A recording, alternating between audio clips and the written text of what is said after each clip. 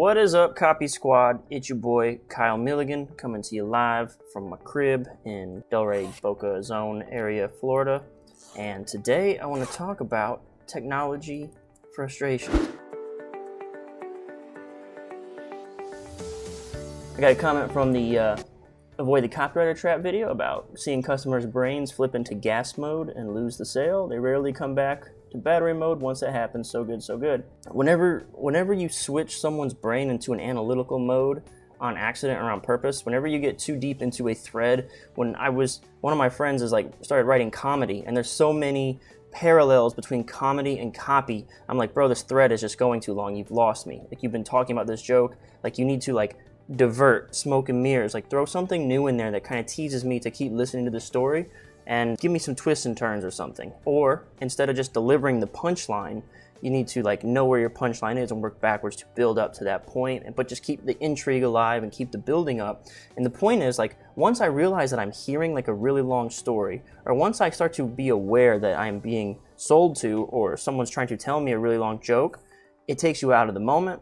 You go into gas mode. This was about a hybrid car I was driving. It's either in gas mode or battery mode. And once you come out of battery mode and go into gas mode, where your brain's using a lot of resources to calculate and crunch numbers or think analytically about something, it all of a sudden loses all the sexiness. If you've ever had a date that was going really well, a lot of tension and interest, and then somebody just says something stupid and you're like, wait a minute, you're actually a really big dork or a weirdo, or I don't like you. And then all of a sudden all that magic disappears. Same thing happens in sales, same thing happens in comedy. It's just like writing. It's just part of being human. It's like a big dance. Moen Khan says, how to choose your niche. I guess that means he wants me to do a video about how to choose your niche. I think anything you are somewhat curious about. I'm not even into finance. I don't invest. I don't have a bajillion stocks portfolios. I don't do options or credit spreads or any of that. I hardly... I used to sell Verizon Fios, and I was one of the top sales reps on the phone for Verizon Fios, which is a fiber optic internet service, but I have never used it. I've never seen it with my own eyes, but I sold it better than everyone else in the building. It doesn't matter. You don't really have to love it or use it every day. You just have to learn the sales process. The sales process is the sales process. It's overcoming objections. It's just anything you are somewhat curious about. You don't have to love it. Just be curious enough to learn about it and go somewhere there is some money to be made. I mean, that's it, man. Don't complicate it. I got a cool thing. Someone asked me about empathy inside the Copy Squad inner circle. They were like, help me learn empathy. I got an easy way to tell you that. You can basically summarize empathy with Blair Warren's one-sentence persuasion course. I heard about it in Copy Camp, and I think I got an audio file of it. And it's going to ruin the whole book because he basically uses it on you until the end, then he reveals it. Well, here's the one-sentence persuasion course.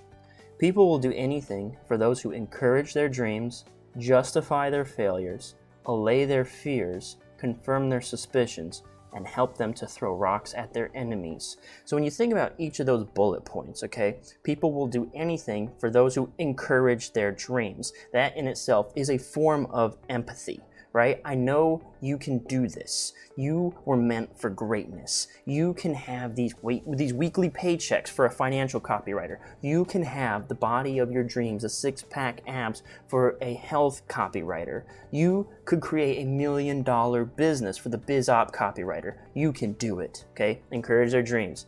Allay their fears. Look, you will have some shortcomings or whatever, I won't say shortcomings, there will be pitfalls, there will be bumps in the road. But trust me, follow my process, follow my system, don't worry, you're going to be fine. Everything's going to work out in the end. Again, sometimes there's roadblocks, but you'll overcome those and you'll be fine, right? And all you got to do, simply follow my 3-step process, blah, blah, blah, blah, blah, do this, do that, do this, and the whole world's going to open up for you. So allay their fears. Basically, let them know everything's going to be all right, man. I've got you covered, right? What are my big 4 emotions? New, easy, safe, and big. These play into that, right? So the safeness is allay their fears. That's safety, okay? That's safety.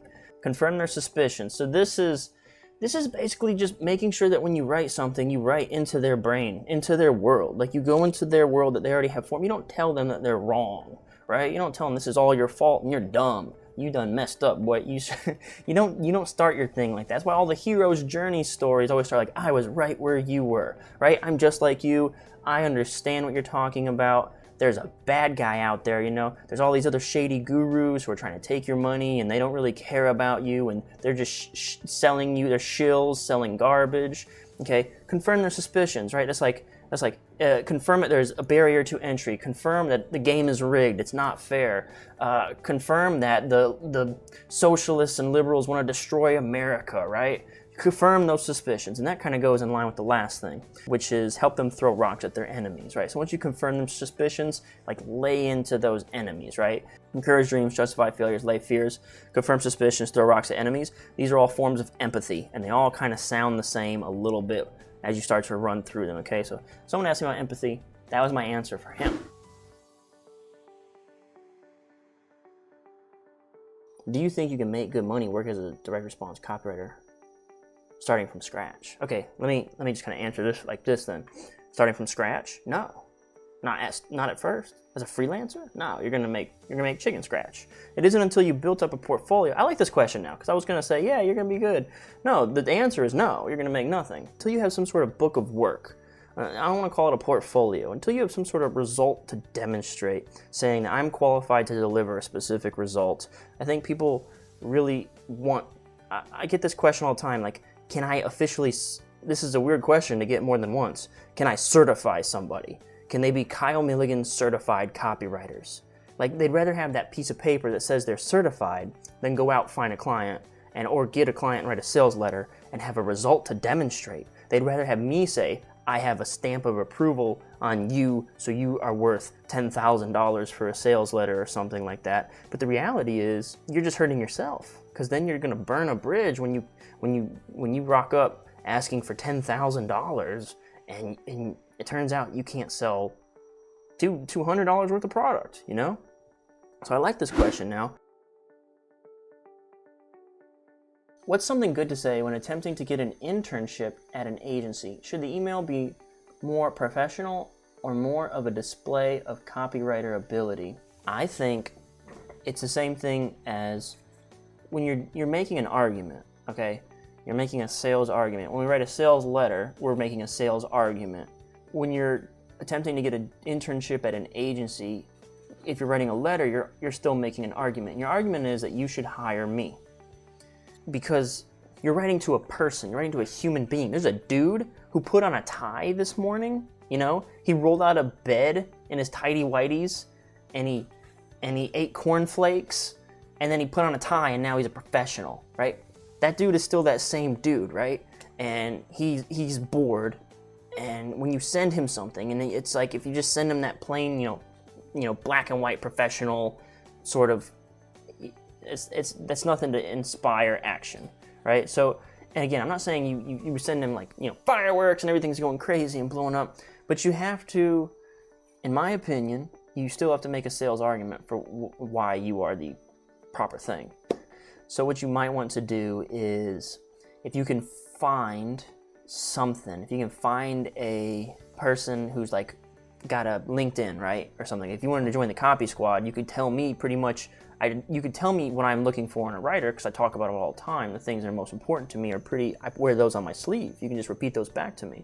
If you can find like a guy at that company or whatever who's got a LinkedIn, and he's got videos or something, or he posts or comments about the industry, and just kind of show that if you can parrot those things back to him and get him nodding, right? That's when, you know, we were talking about empathy at the beginning of this call.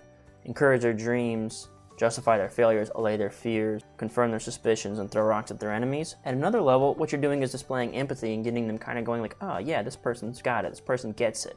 And you can do that by figuring out what's important to them, demonstrating that you get it, you know what's important to them because it's important to you, and that most importantly is you can deliver a result. It starts with credibility. It always starts with credibility. How can you demonstrate you're most credible, most worthy person of this decision? You're making a sales argument. So, long-winded answer, but I hope in there you were able to jot down a couple ideas. Like, how can I prove that I'm the most credible person for this. I mean, it's an internship, right? How can I be the most number one choice for this free work? But you do have to stand out some way.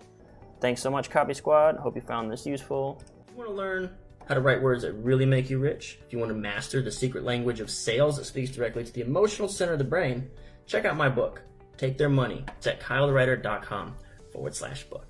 All right, thanks for tuning in. Peace out, Copy Squad.